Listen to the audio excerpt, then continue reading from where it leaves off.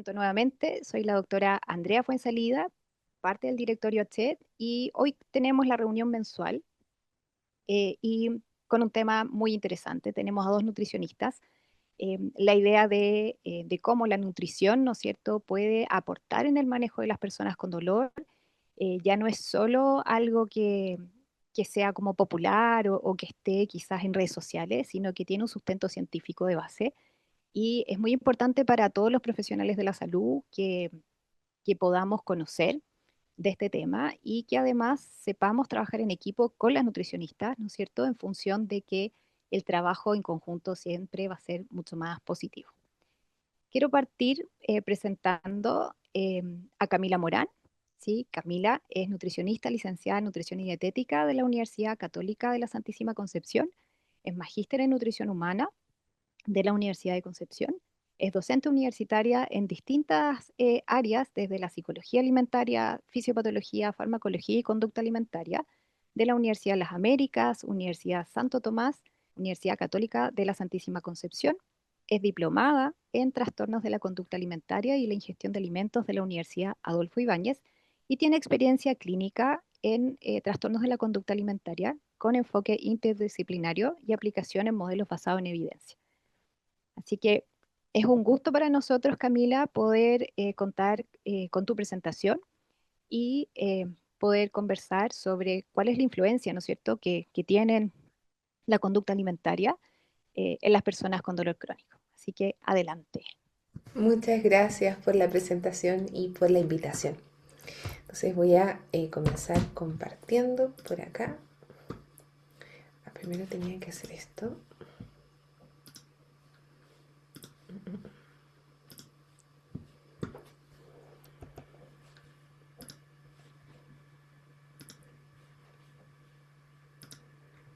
Ya, ¿me confirman si se ve, por favor? Sí, Se ve, todo Ya, bien. gracias. Bien.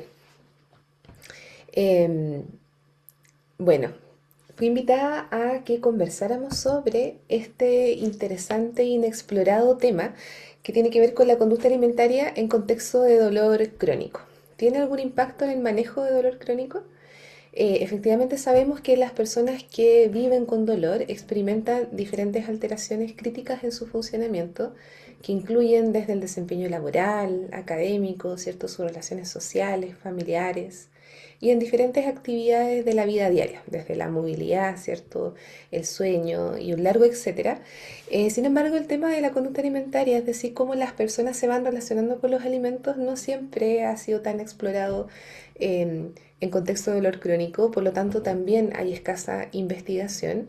Sin embargo, la restricción alimentaria que está en dolor crónico asociado más a un tratamiento médico, ¿verdad? A una indicación para evitar muchas veces el dolor, va acompañada de una pérdida de peso y también por consecuencia de una serie de alteraciones que pueden agravar incluso el cuadro de dolor y también otras alteraciones que les voy a ir comentando a lo largo de la presentación. Bueno, los contenidos que vamos a revisar a lo largo de la presentación tienen que ver con una breve introducción y epidemiología. Luego vamos a revisar los tipos de trastornos alimentarios en contexto de dolor crónico. Vamos a hablar de factores temperamentales, conductuales y neurobiológicos que se comparten en ambas condiciones. Vamos a hablar de este tema de la sensibilización central, que es un mecanismo en común entre ambas.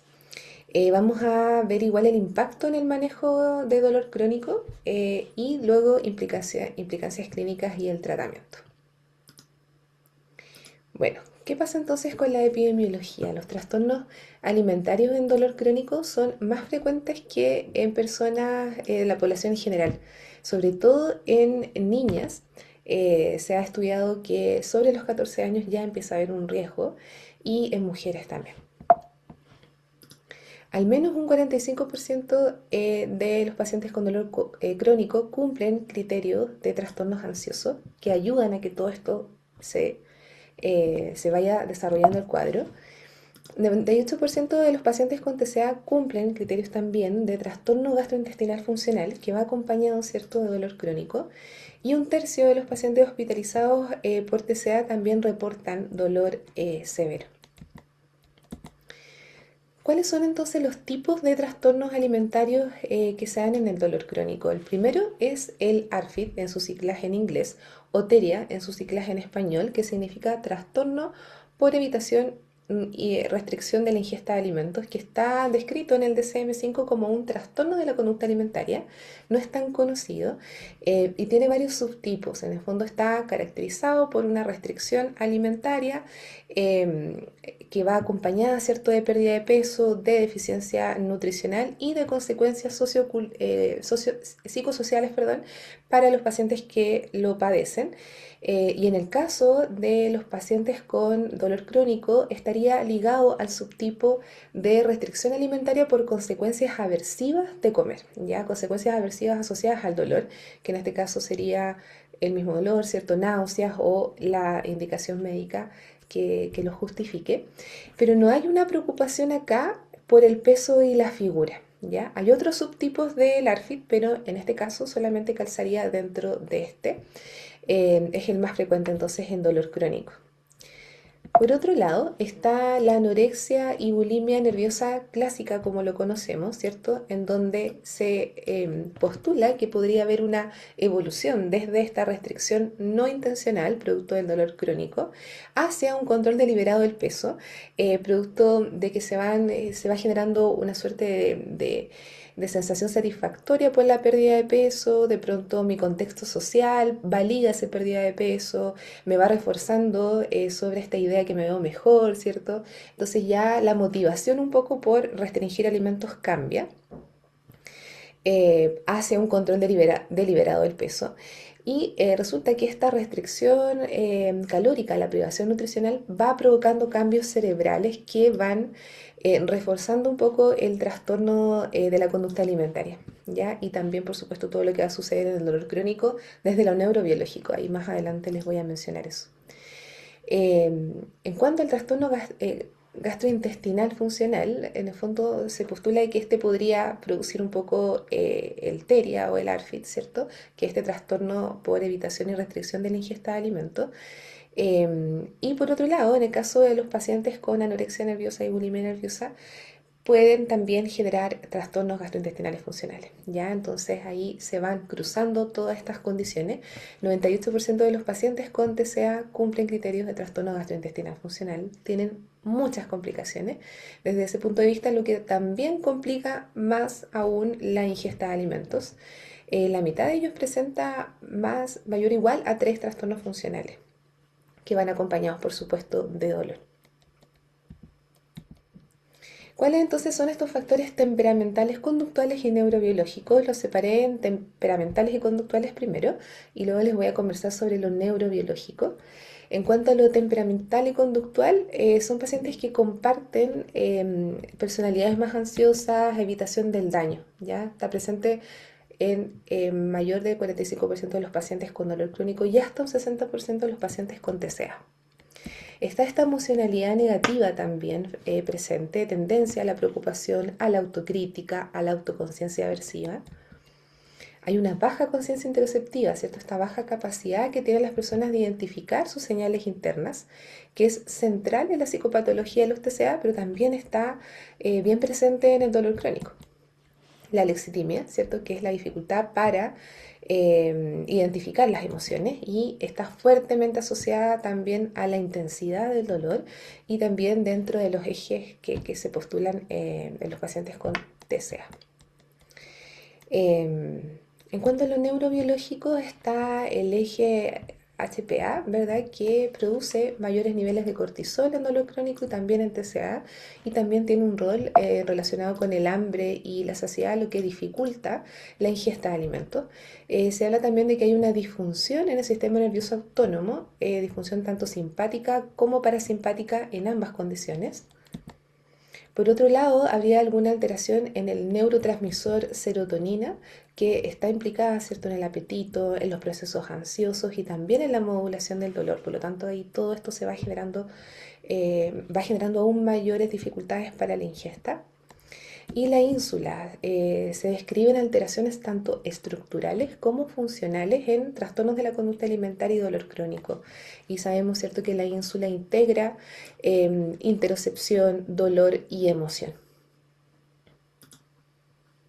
Entonces, tanto la ansiedad como la evitación al dolor, la emocionalidad negativa, la baja interocepción, la disfunción de este eje HPA y el sistema nervioso autónomo y la alteración de la insulina va generando, ¿cierto?, esta como tormenta perfecta un poco, y ahí tenemos el concepto de sensibilización central, que es algo que se comparte en ambas condiciones, en donde se describe como este estado persistente de hiperreactividad del sistema nervioso central, que en el fondo deja a las personas que lo padecen con umbrales de sensibilidad mucho más bajos, ¿ya? Entonces, hiperreacciona frente a estímulos tanto internos corporales como externos.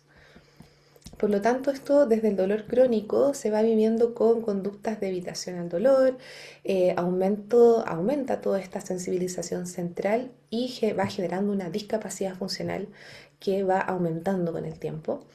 Y por otro lado, en el caso de los trastornos de la conducta alimentaria, se va generando una restricción, más restricción, ¿cierto? Como regulador emocional, y también por el otro lado, hacia el exceso de ingesta, la sobreingesta, ¿cierto? Atracones o conductas compensatorias también como regulador emocional. Y todo esto también va manteniendo todo este escenario de sensibilización central. ¿Qué pasa entonces con el impacto? Espérame que aquí hay algo que... Ahí sí. Impacto en el manejo de dolor crónico. Vamos a partir con el diagnóstico. El dolor puede ir enmascarando, eso pasa, que va enmascarando los trastornos de la conducta alimentaria porque hay una justificación médica, ¿cierto? Que hay una indicación de tratamiento nutricional, que hay que restringir cierto grupo de alimentos para el manejo del dolor o para el manejo de cierta patología que involucra dolor. Entonces, finalmente, el TCA va pasando como a segundo plano, no es fácil diagnosticarlo. Y por otro lado, los instrumentos de cribado están asociados o a dolor crónico o a los TCA, y cuando tenemos a nuestros consultantes, ¿cierto? Lo vemos como por un motivo. Entonces no cruzamos muchas veces todas estas áreas que les acabo de mencionar. Por lo tanto, se identifican significativamente mucho más tarde que las personas sin dolor y van comprometiendo el pronóstico. Se recomienda siempre ir monitoreando peso, ingesta y calidad nutricional de manera sistemática en nuestros pacientes con dolor crónico, y por supuesto ir viendo todas estas áreas que conversamos para ver cuándo podríamos estar sospechando de un TCA.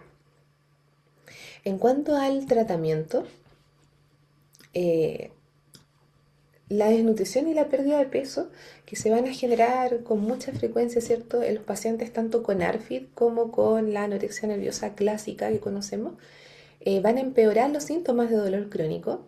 Entonces la idea ahí es que el tratamiento siempre sea como seguir el plan a pesar del dolor, ya comer según el plan alimentario a pesar del dolor. Eso va a mejorar la sensibilización central, por lo tanto también va a mejorar la sintomatología. La idea entonces es que se vaya abordando a través de este concepto de la sensibilización neurobiológica. Y hay diferentes enfoques que les traje ahora que son basados en la desensibilización central, la terapia de exposición, siempre acompañada, ¿cierto?, de un psicólogo, de un terapeuta ocupacional, del nutricionista. Está la terapia cognitivo-conductual, la terapia de aceptación, está el DBT, les voy a mostrar ahora a continuación. Y se ha demostrado, según la evidencia, que son eficaces en ambas condiciones, tanto en trastornos de la conducta alimentaria como también para el manejo de dolor crónico. Entonces estas estrategias terapéuticas tienen una evidencia compartida y tenemos que aprovechar desde ahí. En el caso del TCC es la terapia cognitivo-conductual. Es una terapia súper eficaz en los pacientes con trastorno de la conducta alimentaria, doy fe, porque lo evidencio en mi consulta, yo la aplico en el contexto nutricional y es una terapia que busca la activación conductual, ¿ya? Reestructuración cognitiva, contrarrestar un poco la evitación de la ingesta de los alimentos, de ciertos grupos de alimentos, y también es eficaz, según la literatura, en dolor crónico. Está por otro lado la terapia de aceptación, que busca que los pacientes acepten sensaciones displacenteras y actúen de igual manera según cierto el plan, hacia ciertos valores. Es especialmente útil en personas entonces con este sistema nervioso hiperreactivo, con esta sensibilización central que les conversaba. Está la terapia DBT, que también nace, ¿cierto?, de la terapia TCC, que es útil para pacientes que además comparten otras comorbilidades psiquiátricas, por ejemplo, algunos trastornos de personalidad. Anda muy bien. Se enseñan a los pacientes habilidades de regulación emocional y tolerancia al malestar. Entonces, es súper útil para poder generar esta desensibilización del sistema nervioso central.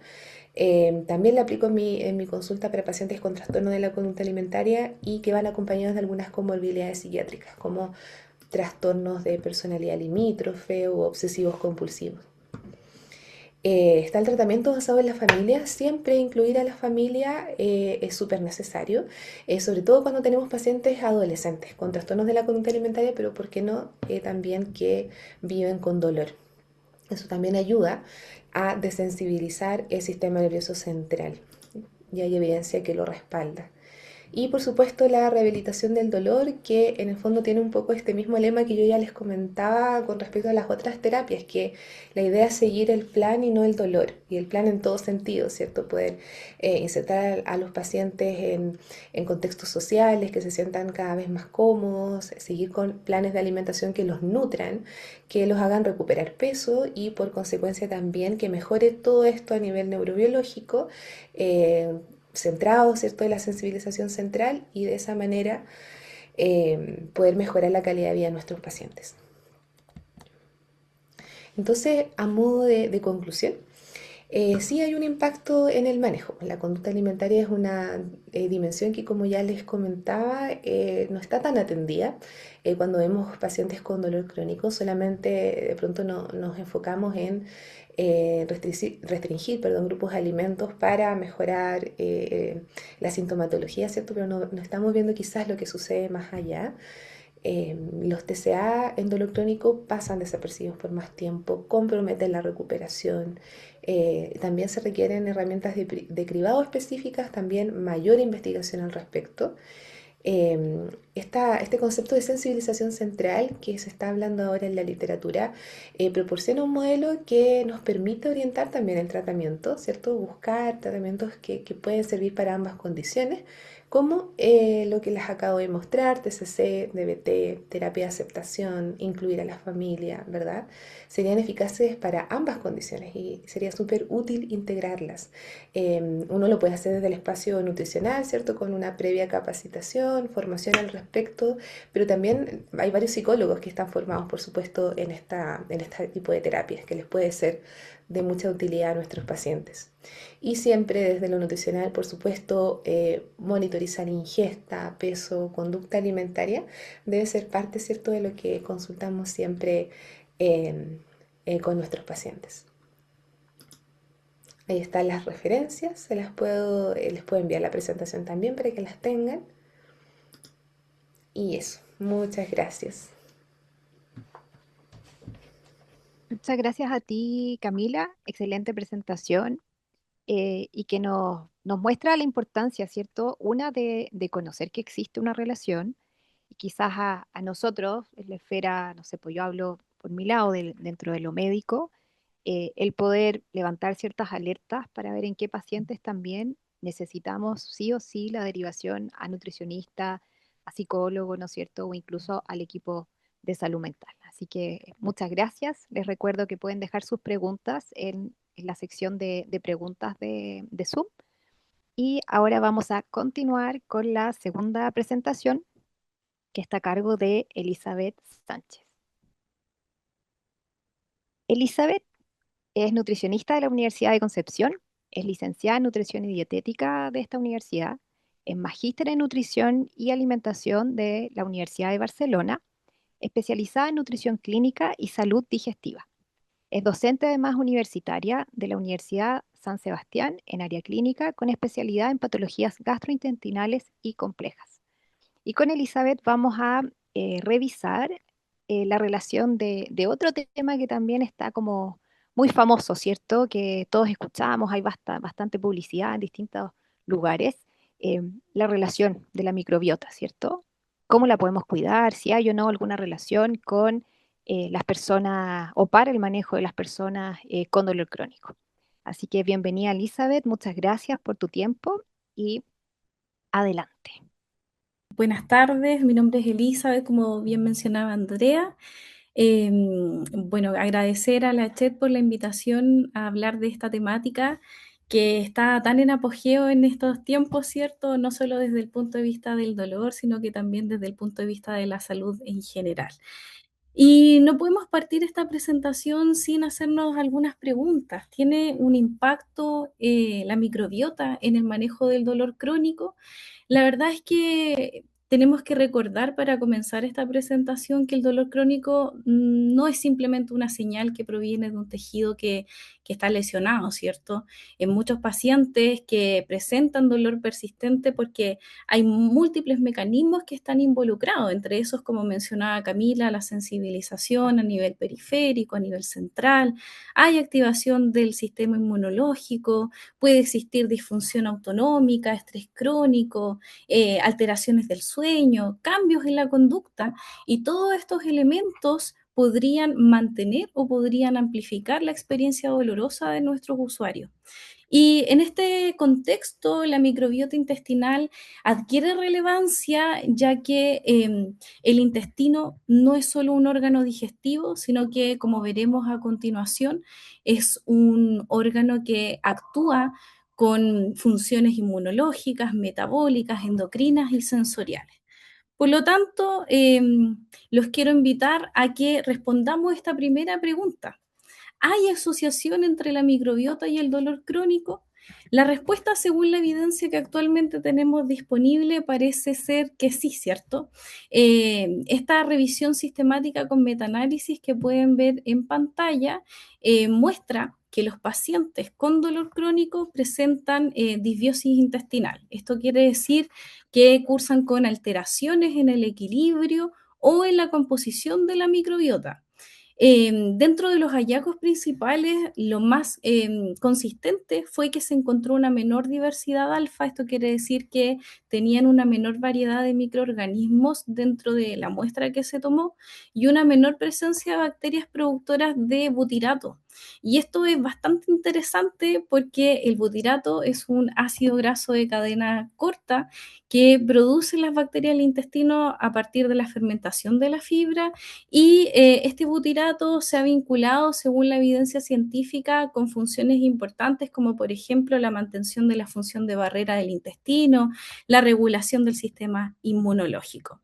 Entonces, lo importante de este estudio parece bastante prometedor, ¿cierto? Pero debemos tener cuidado con la interpretación, ya que haya una asociación no significa que es o que exista una causalidad, ¿cierto?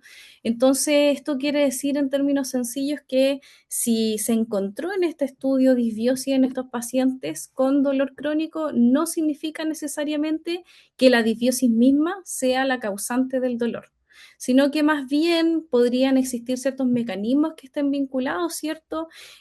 Como por ejemplo algunos factores que puedan modificar la microbiota, como la alimentación, como el sedentarismo, como el estrés, como el sueño, el uso de ciertos fármacos que estén vinculados. Entonces, dentro de esta misma pregunta de si hay una asociación o no, esta asociación es específica, y este es un punto clave porque hasta ahora lo que hay en la actualidad en la evidencia científica es que no hay un perfil de microorganismos que sirva para diagnosticar el dolor crónico. Esto quiere decir que no podemos ver un test de microbiota, por ejemplo, y decir, esta persona tiene dolor crónico porque tiene alterado esta bacteria o porque tiene este patrón específico de microorganismos. Eso hoy en día con lo que tenemos no se puede hacer. Y este estudio que les acabo de comentar, si bien muestra estas alteraciones en la microbiota, pero son alteraciones inespecíficas. Y esto es relevante porque obviamente con estos resultados se va a ver limitado el uso de ciertos test, ¿cierto? Comerciales para poder evaluar microbiota como herramienta diagnóstica o como guía terapéutica que muchas veces se utiliza, sobre todo en el contexto gastrointestinal. Entonces, si hay una asociación, pero todavía no está demostrada la causalidad, ¿por qué tendría sentido entonces desde un punto de vista biológico que la microbiota tenga alguna relación o que module el dolor? Y para eso les traje esta imagen que no se ve muy amistosa, pero voy a tratar de explicársela lo más sencillo posible, y es que esta figura nos resume el eje intestino-microbiota-cerebro. Lo importante de todo esto es entender que la microbiota no se comunica con el cerebro mediante una sola vía. Como podemos observar en la imagen, hay distintas rutas mediante las cuales hay comunicación. Una de ellas, y que también comentó Camila en su presentación, está la vía endocrina, ¿cierto? A través de la participación del eje hipotálamo hipófisis adrenal con el cortisol. Y este eje, sobre todo, quiero destacarlo porque sabemos que es un eje que coordina la respuesta al estrés, y en el contexto de la microbiota y el estrés, ¿cierto? Y el dolor crónico es relevante porque las personas que padecen estrés persistente y niveles altos de cortisol, se ha visto que podrían tener modificaciones a nivel de la permeabilidad del intestino, de la respuesta inmunológica que tienen, de la composición misma de la microbiota y en definitiva de la sensibilidad que tienen estas personas al dolor. Existen otras vías, obviamente, como por ejemplo la vía que está ligada a la vía neural, en donde participa activamente el nervio vago, el sistema nervioso entérico, las vías aferentes a nivel visceral. Y también quiero destacar que la microbiota produce ciertos metabolitos, entre esos los ácidos grasos de cadena corta, ciertos neurotransmisores que pueden influir, como ya les había mencionado, en la función del intestino, en la inmunidad y también en la respuesta neurológica. Entonces, esta otra imagen que también nos ayuda a apoyar un poco cuáles son los mecanismos que se han propuesto en relación a este tema, nos muestra que la microbiota intestinal podría modular también la neuroinflamación a través de distintas señales, señales que son inmunes, señales que son metabólicas, señales que son a nivel neuronal. Y estas señales pueden influir en distintos tipos de células, como se observa en la imagen, y estas células están relacionadas con la barrera hematoencefálica, el sistema nervioso central.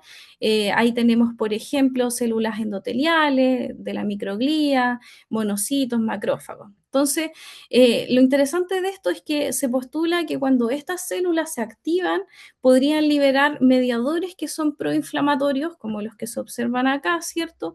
Y estos mediadores proinflamatorios son los que contribuyen a generar un ambiente que va a aumentar la excitabilidad a nivel de la neurona.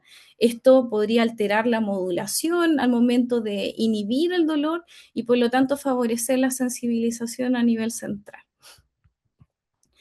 Entonces, les había mencionado anteriormente de que las bacterias del intestino son capaces de producir, gracias a la fermentación de la fibra, estos metabolitos que son importantes como los ácidos grasos de cadena corta. ¿Y por qué quiero hacer mención honrosa a ellos? Porque dentro de estos ácidos grasos tenemos, por ejemplo, el acetato, el propionato y el butirato. Son relevantes en el contexto del dolor crónico porque se ha estudiado que pueden modular los procesos de inflamación, los procesos de función inmune y potencialmente los procesos que están relacionados con la sensibilidad periférica y central.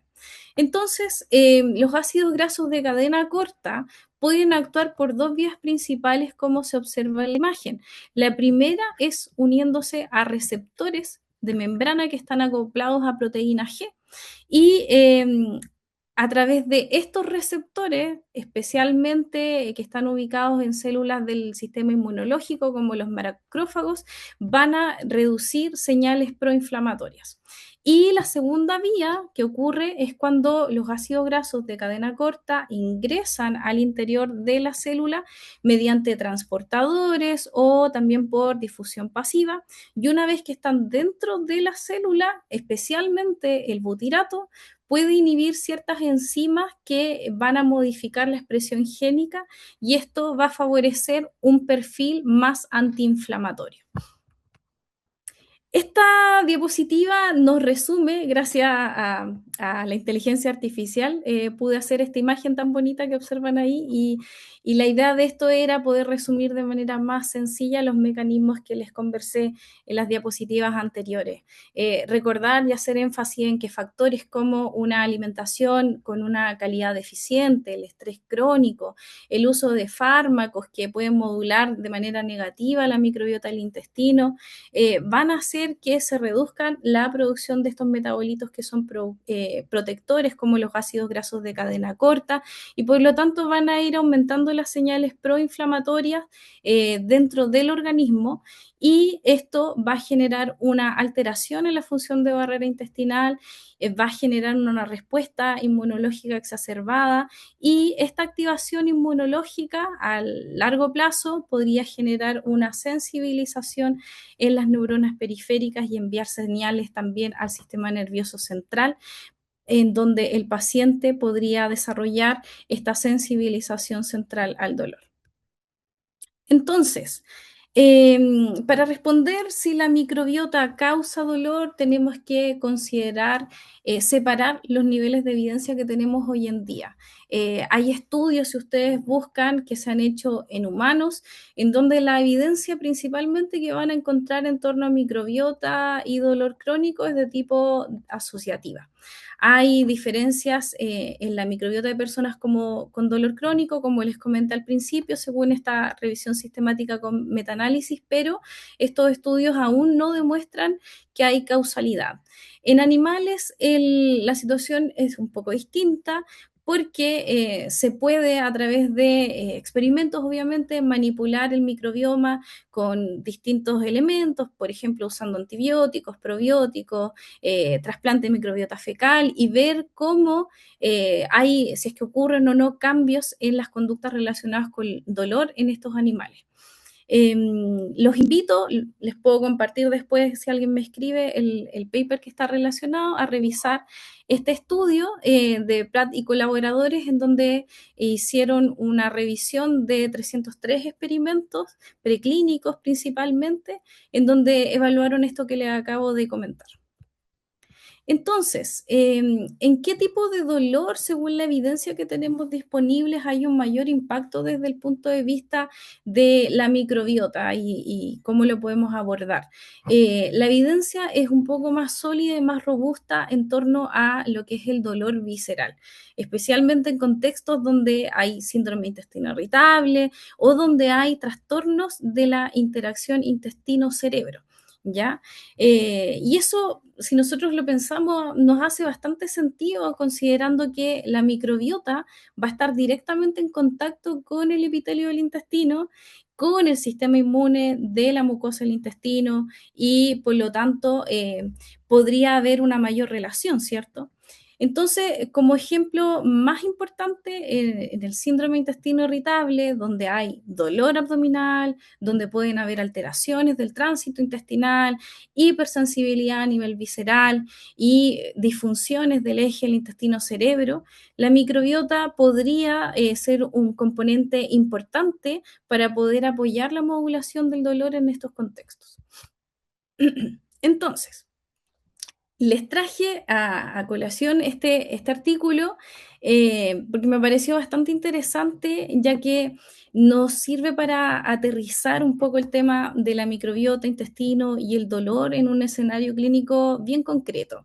En este estudio, las autoras lo que hicieron fue evaluar a mujeres que tenían dolor crónico no oncológico y observaron los síntomas gastrointestinales que eran bastante frecuentes. Se encontró que el 84% de la población estudiada reportó síntomas gastrointestinales como dolor abdominal, distensión, reflujo.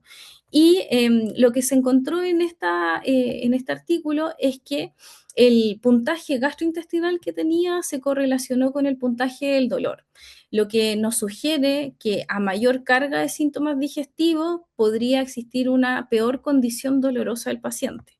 Ahora, esto no demuestra causalidad de ninguna forma, pero sí nos apoya una idea muy importante para la práctica clínica, y es que si estamos ante la presencia de un paciente con dolor crónico, en el proceso de evaluación, ya sea médico o nutricional, no deberíamos de omitir sin duda la evaluación de cómo están los síntomas digestivos de ese paciente. Ahora, en la práctica, ¿qué significa todo esto que les acabo de comentar para el manejo nutricional? Bueno, de partida no deberíamos de decirle a nuestros pacientes, vamos a tratar tu microbiota, si es que no hay un objetivo clínico claro detrás de todo eso. Lo más apropiado en estos contextos es identificar la presencia de factores que puedan ser potencialmente modificables y que puedan influir en el eje intestino-cerebro y en definitiva en el estado inflamatorio del paciente.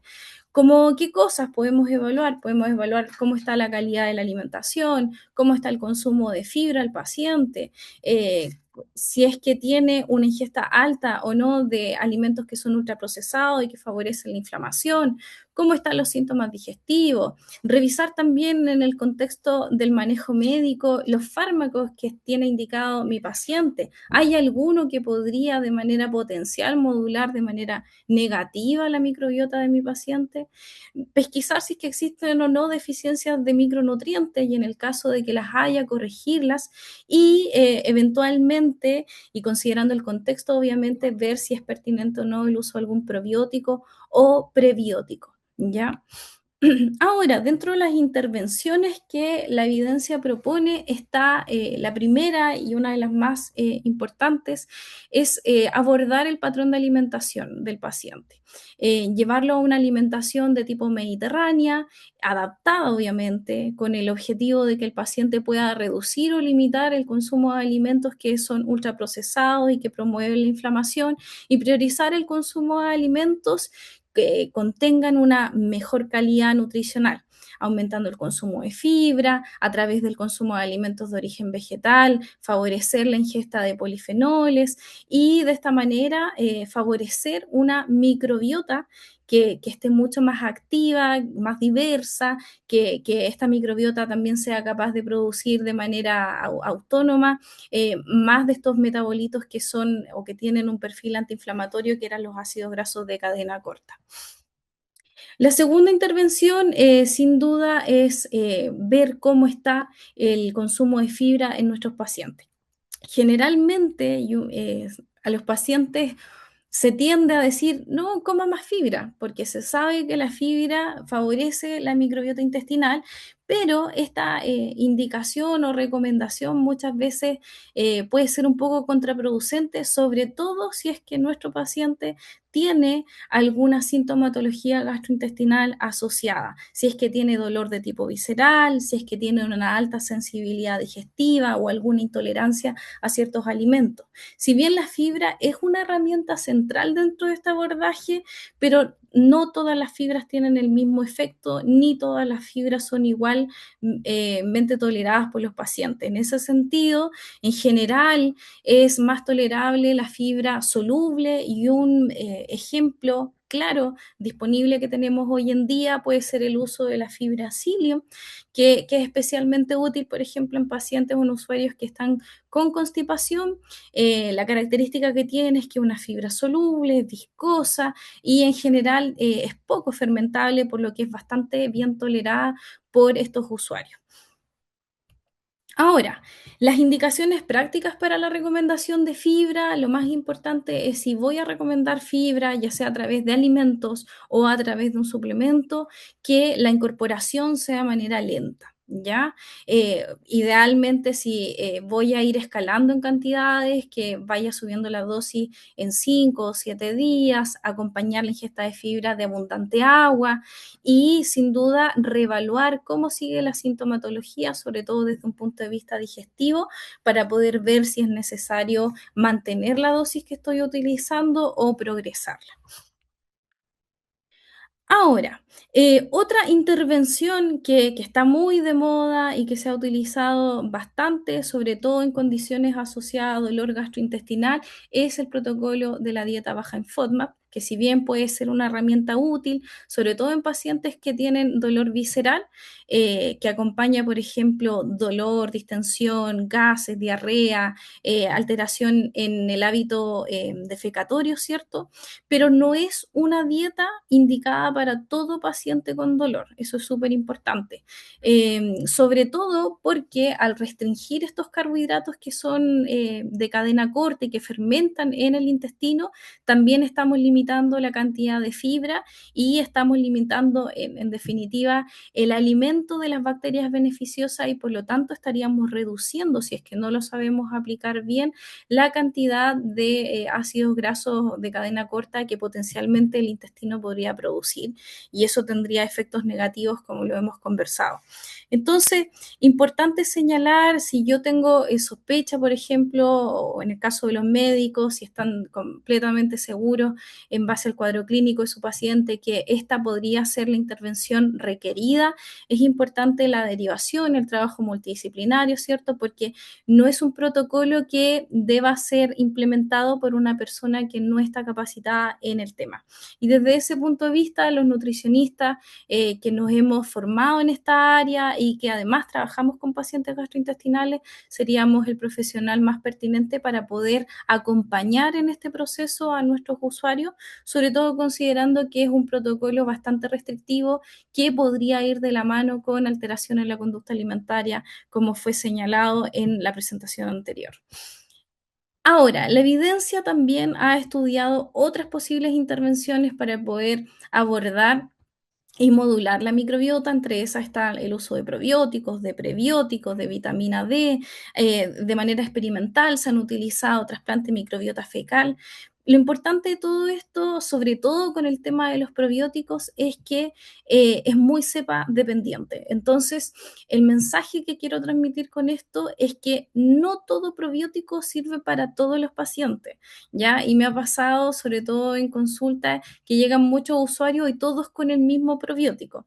Entonces, es importante el análisis, la evaluación particular de cada una de las personas y que podamos indicar el uso de estos suplementos, obviamente, en el contexto completo de nuestro paciente y no porque, por ejemplo, vi un comercial asociado a ese producto.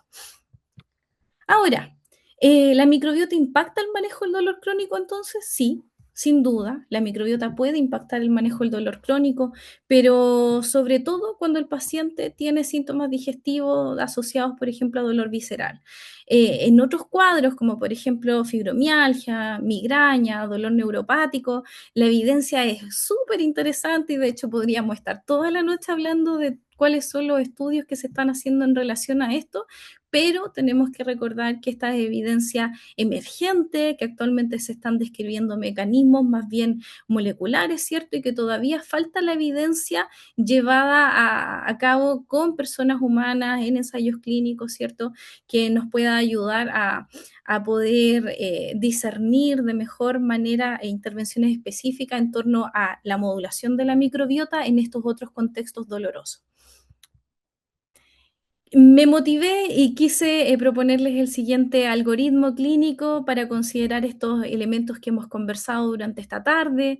Una de las cosas más relevantes dentro del contexto de la microbiota y el dolor crónico, sin duda, es primero fenotipar el tipo de dolor que tiene mi paciente, saber si es visceral, si es neuropático. En base a eso, pesquisar, como ya hemos conversado, si es que tiene o no síntomas gastrointestinales como dolor abdominal, distensión, si es que está con diarrea, constipación, si tiene reflujo, evaluar si puedo utilizar alguna modulación específica, como ver cómo está la alimentación, cómo está la ingesta de fibra, el uso de fármacos, ¿cierto? Y les sugiero intervenir por niveles, o sea, no hacer todos los cambios de una sola vez, ¿cierto? Porque esto podría afectar la adherencia al tratamiento y abrumar a nuestros pacientes, sino que ir escalando de menos a más, de lo que es más fácil para el paciente modificar, a lo que involucra un poco más de esfuerzo. Y desde ese punto de vista, recordar que abordar la mejora del patrón alimentario general es uno de los puntos claves para esto. Y sin duda, luego de que hacemos estas intervenciones, reevaluar. ¿Por qué? Porque en el caso de que el paciente no tiene una mejora en el dolor, o en la calidad de vida o en los síntomas digestivos, claramente significa que tenemos que ajustar nuestra intervención o suspender. Entonces, ¿la microbiota impacta el manejo del dolor crónico? La respuesta es sí, pero obviamente tiene sus matices.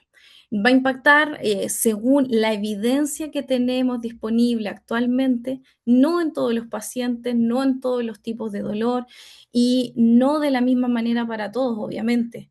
La microbiota sin duda parece tener, según la evidencia que hay en la actualidad, relevancia clínica, sobre todo en el dolor visceral, dolor asociado a gastrointestinal, ¿cierto? Eh, y en los otros tipos de dolor crónico, la microbiota todavía, la evidencia es emergente, por lo que tenemos que ser cuidadosos en cómo lo interpretamos. Por lo tanto, el mensaje final es que si bien la microbiota es un tema súper interesante, no reemplaza el manejo interdisciplinario del dolor crónico, pero sí puede ser una pieza fundamental y relevante, sobre todo si es que evaluamos en un contexto integral la situación de dolor de nuestro paciente. Muchas gracias. Muchas gracias a ti, Elizabeth. Excelente presentación. Bueno, esto es un tema que a mí me gusta mucho, el tema de la microbiota y cómo podemos aplicar el conocimiento que es emergente, ¿no es cierto?, en el manejo de las personas con dolor. Voy a pedir a Camila que prenda su cámara. Tenemos tiempo aún, unos 10 minutitos para preguntas. Hay algunas preguntas que están acá en el sector de preguntas que se las voy a leer. Sí, ya. La primera dice, excelente presentación. Consulta, ¿se recomendaría el consumo de alimentos probióticos o el suplemento directamente a algún tipo de bacteria específica según la evidencia? Como para reforzar el mensaje final, igual que dijiste, Elizabeth. Por ejemplo, no para el dolor propiamente tal, pero sí hay evidencia contundente, por ejemplo, de cepas específicas para abordar cuadros diarreicos, para abordar estreñimiento, para abordar, por ejemplo, distensión abdominal. Entonces, en esos contextos en donde la evidencia es sólida, sí, se podría recomendar una cepa específica acorde al cuadro clínico del paciente. Pero eso no significa que podemos, por ejemplo, a ver, mal no le va a hacer, pero en el fondo hay que considerar que, qué es lo que nos dice la evidencia realmente. Y las personas que trabajamos con dolor sabemos que los tratamientos médicos nutricionales son de alto costo para los pacientes. Entonces, la prioridad sería la alimentación y obviamente la fibra para favorecer de manera endógena la buena salud digestiva del paciente. Súper. Y ahí como en relación a lo mismo que comentas, también tenemos el impacto, como lo pusiste en tu presentación, de los mismos tratamientos farmacológicos en la microbiota, ¿cierto? O sea, no es solo que eventualmente la persona tenga un dolor de tipo más visceral, ¿no es cierto? Y que tenga síntomas gastrointestinales, sino que nuestro tratamiento también impacta Exacto. en cómo se va a alterar la microbiota. Entonces, al final, el considerar la estrategia nutricional como parte del tratamiento es fundamental, porque uno como médico va a ir dejando quizás medicamentos que ya tienen un impacto gastrointestinal y ya va a Ujú. matar microbiota y ya la va a alterar. Entonces, independiente que le dé el probiótico, si no hago alguna intervención nutricional en paralelo, estoy Exacto. como No. dándome vuelta en lo mismo, ¿o no? Exacto, exacto, exacto. De todas maneras. ¿Por qué? Porque los probióticos básicamente no van a solucionar el problema de raíz. No sirve de nada que el paciente le dé un probiótico que tenga, no sé, 50 billones de microorganismos, 12 cepas distintas, y el paciente sigue teniendo una alimentación con un alto consumo de ultraprocesados que sabemos que generan respuestas proinflamatorias. Súper. Camila, hay una consulta. Por ejemplo, como profesionales de la salud que quizás no estemos especializados en trastorno de la conducta alimentaria, podríamos identificar algunos elementos sugerentes o eventualmente algún riesgo en la misma historia clínica, por ejemplo, de un paciente con dolor. ¿Cómo tú nos podrías aconsejar a nosotros de levantar esas banderitas, ¿no es cierto?, amarillas y poder decir, sabes que esta persona quizás necesita esta derivación en específico con un profesional con este tipo de formación? Claro. Primero hay que fijarse bien en el historial de peso. Cuándo comenzó, en el fondo, si es que hay una reducción de peso, cuándo comenzó esta reducción de peso. Y también poder hacer la diferenciación si es que el paciente se está alimentando en base a lo que está indicado por el dolor crónico, en este caso. Y si es que eso está afectando en su contexto psicosocial. Si le afecta en la parte psicosocial, ahí también hay que levantar alguna alarma y hacer una derivación oportuna a un psicólogo. Y por supuesto si afecta desde el punto de vista de deficiencias nutricionales, etcétera. Y por otro lado, ver si es que este ARFID que acabo de mencionar de pronto migró a una anorexia nerviosa clásica como por motivaciones asociadas a la imagen corporal, porque eso es muy frecuente. Pensemos entonces en una mujer, por ejemplo, que consulta por dolor crónico, le hacen una dieta, ¿cierto? Como mencionaba la colega, baja en FODMAP, y empieza a restringir un montón de alimentos, baja de peso, y es elogiada por su entorno, ¿cierto? Y además tiene otras condiciones de base que quizás la predisponen y resulta que ya tienen un poco como la excusa perfecta para seguir restringiendo. Entonces, también hay que fijarse en la motivación para la restricción.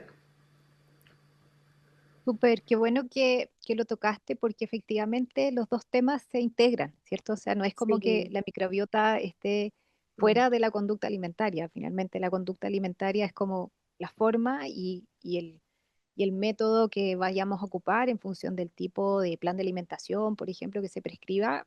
Ahí, dependiendo de eso, se va haciendo un tratamiento más específico, ¿cierto? En el caso, por ejemplo, también, Camila, de las personas que tengan algún antecedente, por ejemplo, adultas, ¿no es cierto? Que sí, cuando uno pregunta los antecedentes de enfermedad, hay Claro. algunas que efectivamente, o algunos que te pueden decir dirigidamente, sí, yo tuve anorexia, sí, yo tuve bulimia, y Ajá. estoy recuperada o estoy en fase ya estable.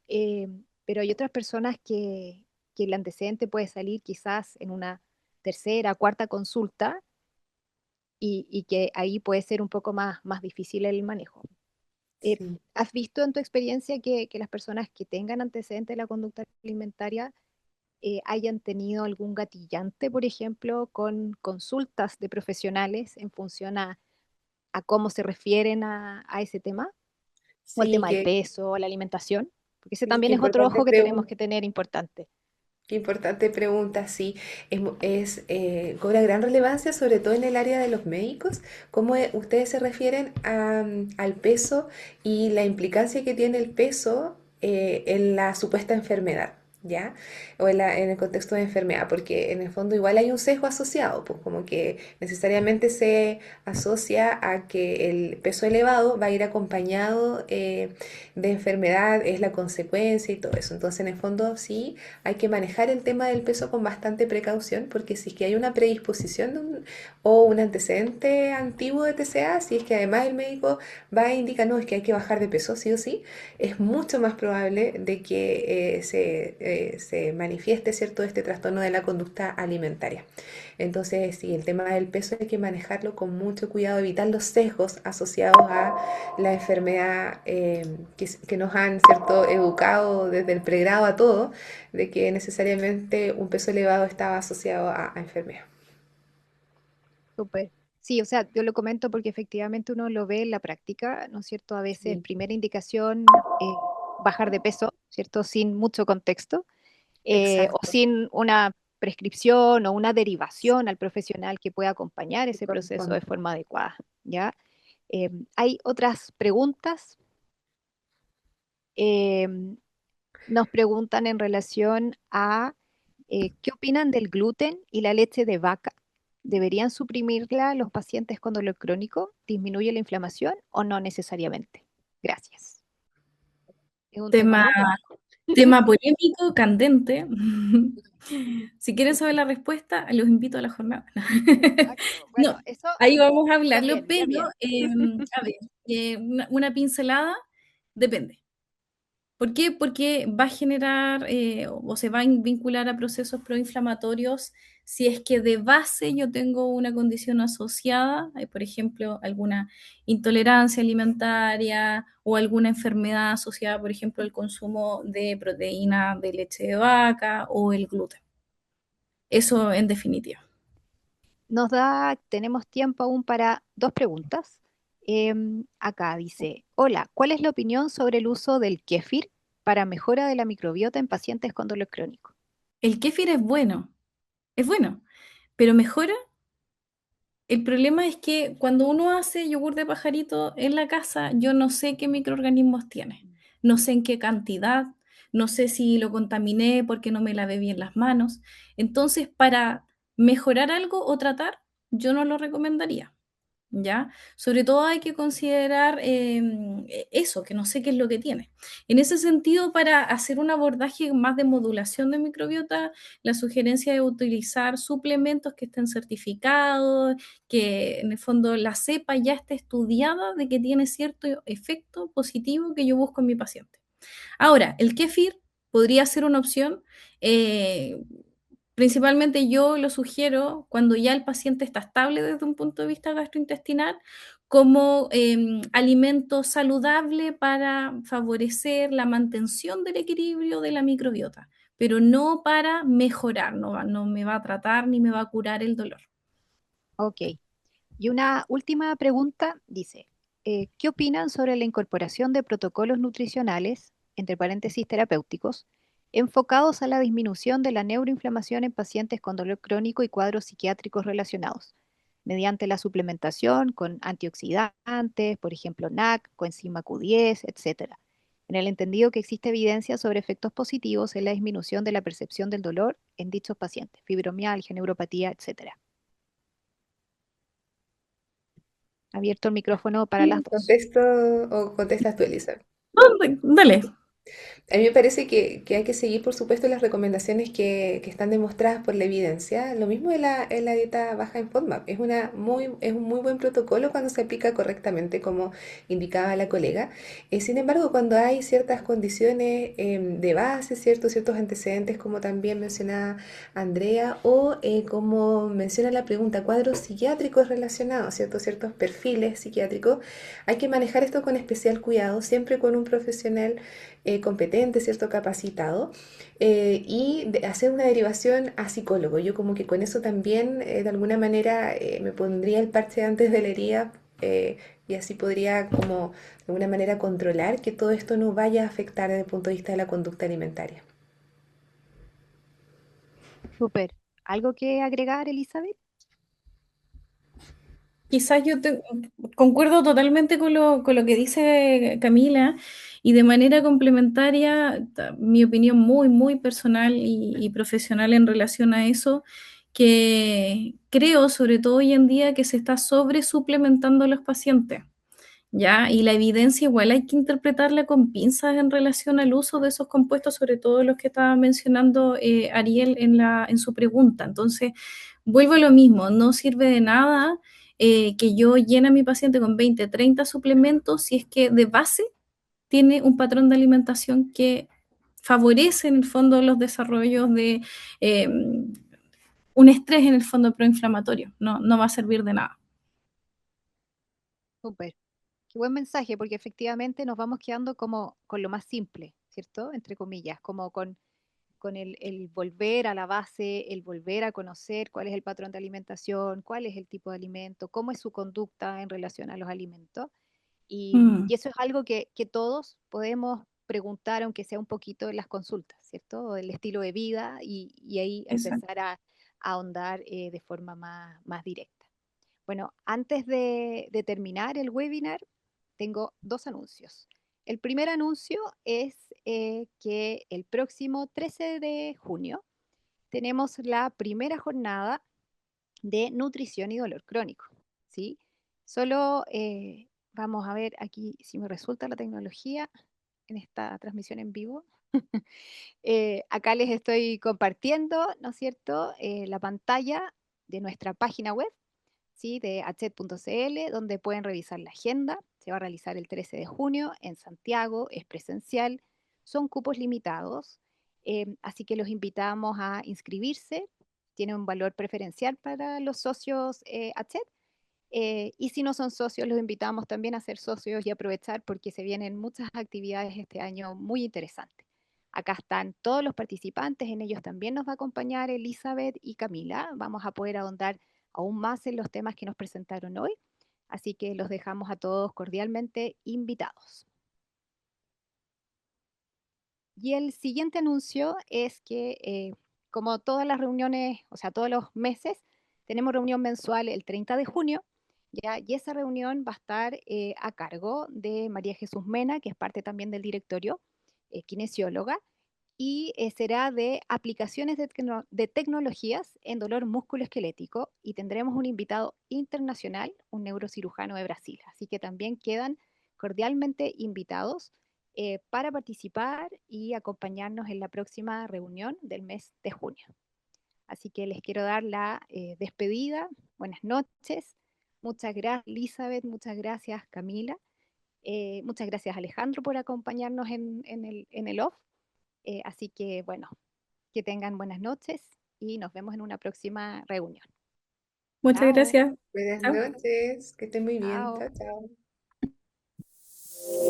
chao.